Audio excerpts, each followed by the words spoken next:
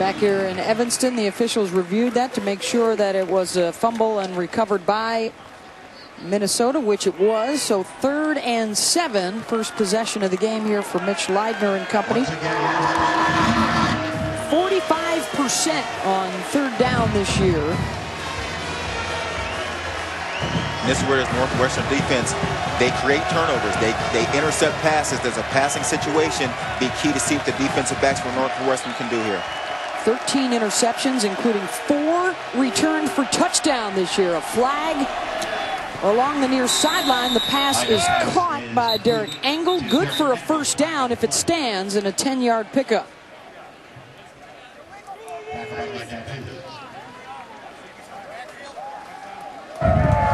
Illegal formation. 5 men in the backfield by the offense. 5-yard penalty. Repeat 3rd down. So that will negate the first down. Back to 3rd down and long here for Minnesota. Minnesota's not a team that causes a lot of penalties on themselves, and this one hurts. It's a 3rd down, you convert, and then you go to a 3rd and long in a situation where offensively you want to get back on track. That's the key here today for Minnesota. Can we get back on track to our winning ways and already set them a 3rd and long in this first series? Least penalized team in the league, and again playing without their head coach on the sideline today. Leidner going to run all the way with it and crushed it to 30 and hammered out of bounds by Ibrahim Campbell. Well shy of the marker, and it's 4th down. Campbell's the big hit safety, and he proves it here. You talked about Leidner's size. That's a complication on the sideline that Leidner will remember later. Campbell will come up from his safety position and hit anybody carrying the football. Ibrahim wanted to send a message on that one. Received by Leidner. Tony Jones back to receive this punt from Peter Mortel. Averages about 43 yards per kick. They have only returned Northwestern 1 punt all season. And once again, Venric Mark. Delay of game by the offense. 5-yard penalty. Still 4th down. Venric Mark, their usual punt return guy and starting tailback, just prior to kickoff, announced that he is out for the game today. So we will not see Venric Mark, and only in an emergency would we see quarterback Kane Coulter, both of them affected by injuries.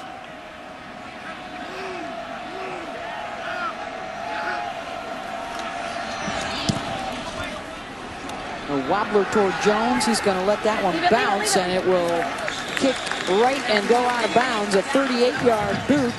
And Northwestern will start with it out at their 37-yard line with Trevor Siemian, who gets extensive playing time, but this his first start of the season on the heels of that poor performance last week. And the advice from his coach, Joey, after what he called a great week at practice, was to go out and grip it and rip it today. The only thing you can do is put it behind you. Focus on the next game. Come out, start fresh. Coach said the best thing is the game is over. We'll get it out in the flat to their superback, Dan Vitale, for the 3-yard gain. Now there is the other quarterback they've been playing with 2 all year, Kane Coulter. An ankle injury just with the headset on. Yes, catch the hat. It's Yeah. just the hat over top. But this is Simeon's game. Coulter will not help him, will not give him a break today.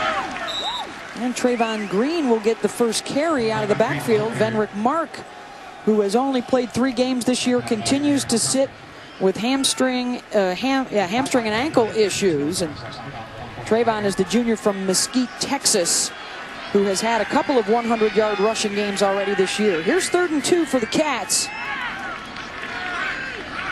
They bunch 3 to the left side. Siemian looking that way, and the pass tipped at the line of scrimmage by Rashid Hagman, the top guy up front for the Golden Gophers. And Hagman goes 6'6". You know, on these 3rd and shorts, these are shorter passes. This tall defensive line will get their hands up and tip these passes down. That's a huge play and a huge stop for the Minnesota defense. Minnesota, Marcus Jones. Brandon Williams is the punter. 38 yards, his average.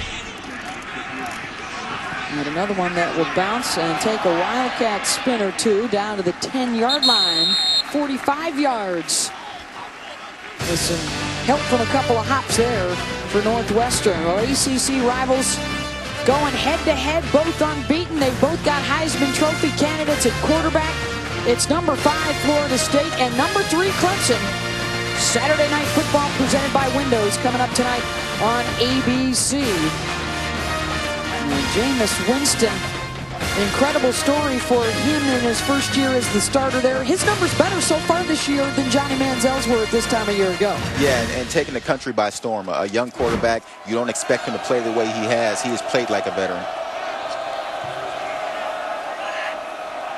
Second possession here for Minnesota. They'll start at their own 10-yard line. And not even getting back to the 10 on the carry by David Cobb. Well, what we're watching for when Minnesota has the football, they got to take care of the ball. Northwestern wants to take it away. They've done it quite often this year. And we already saw in the first drive, Minnesota already put the ball on the ground, luckily got it back. Minnesota, in their first 4 wins, only turned it over 3 times. In their last 2 losses, have turned it over 4 times. They've got to get back to take care of the football. And last year in their loss to Northwestern, they had some fumble issues that cost them in a close game. Widener quickly out to the left. And the catch is made by Drew Wolotarski, the freshman out of Santa Clarita, California, with Nick Van Hoos on the coverage. Good for a first down.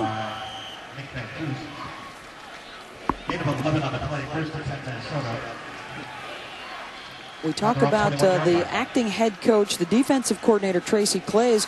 One of the interesting decisions, though, today I think is going to come from Matt Limegrover, the offensive coordinator, Joey. A team that usually runs the ball about 70% of the time. Are you tempted to throw it a lot more today against a pass defense that has given up 4 scores of over 50 yards? And they will try deep and they can't connect. Overthrown to Max Williams. And what we're seeing early on is Northwestern is playing a man-to-man defense on 1st and 2nd down. Little play-action pass, get the tight end over the middle. Quarterback, put some air under it. Let your tight end have a chance to make a play here. Wide open over the middle of the field. Nice play call.